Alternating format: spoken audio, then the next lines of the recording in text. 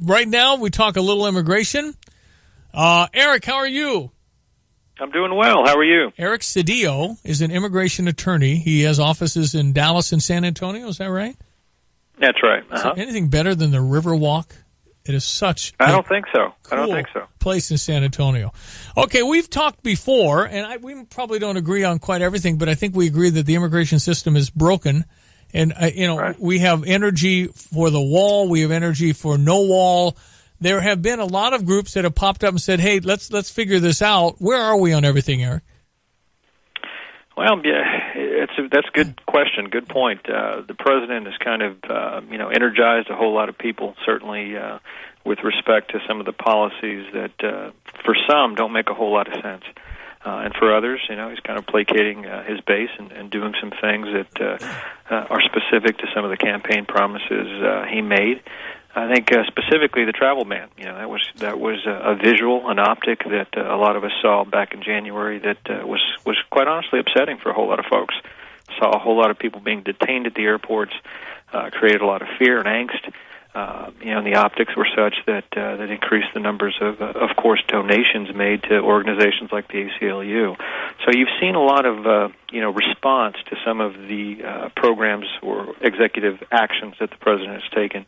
And, I think we're going to continue to see that until, of course, get a better understanding in the midterm elections whether or not that has an actual impact on any races. Okay. Let's see where we are. I mean, you think I believe there should be a system when you come to America. You shouldn't just be able to come. How do you feel about that? Well, yeah, certainly you have to have rules with respect to how you come in, and the obligations of our government is to ensure that our borders are secure, and I don't think anybody has an issue or problem with that. But I think that things should be taken into consideration logically. I think there are a number of individuals in our country who've been here for a very long time that have contributed mightily to both our economy and just the fabric of who we are. And I think that should be taken into consideration. We shouldn't lump all immigrants into the same pool. Certainly individuals who've broken our laws, criminal laws, while in the country should definitely be a mandate, a priority for deportation. But individuals who've been here for years and years, who've contributed and done things that have really helped out our society, that should be taken into consideration as well. So, some of the things that are in place currently are just kind of troubling.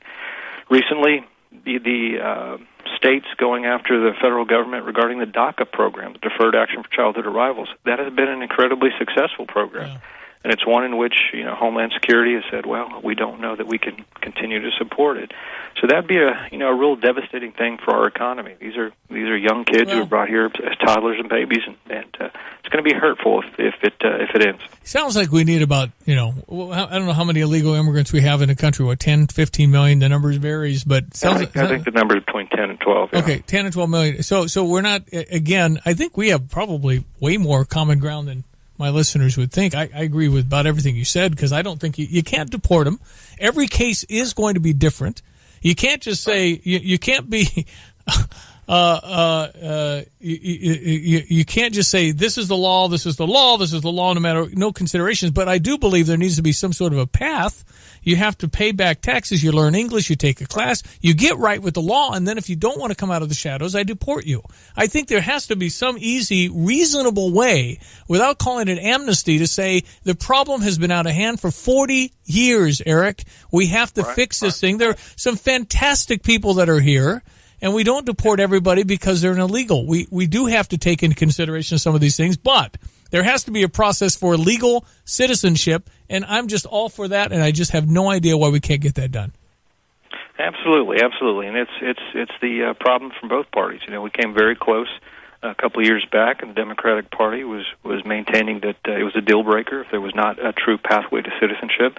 Lots of folks didn't need a pathway. They just needed to come out of the shadows, give an opportunity to work here legally. So it was a situation where I think both parties are at fault in terms of not having a total immigration reform.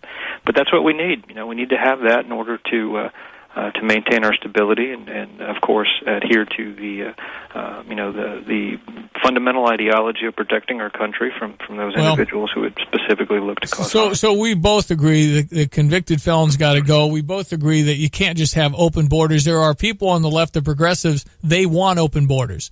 And I just disagree with everything I have. It'd be like taking the front door off of your house and saying everybody's welcome. You just wouldn't do that. You got to have some sort of a system. I think we're on the same page on a whole bunch of this. Yeah, no doubt. And if you got down to the actual asking that particular question, I think a lot of people would have trouble, supporting total open borders. Yeah. I don't know anybody who specifically would want that. But we had a 4th of July parade here, a couple hundred people holding signs up, no border, no wall.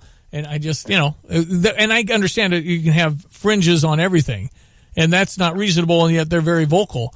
But you're very reasonable. Eric, how do people find you?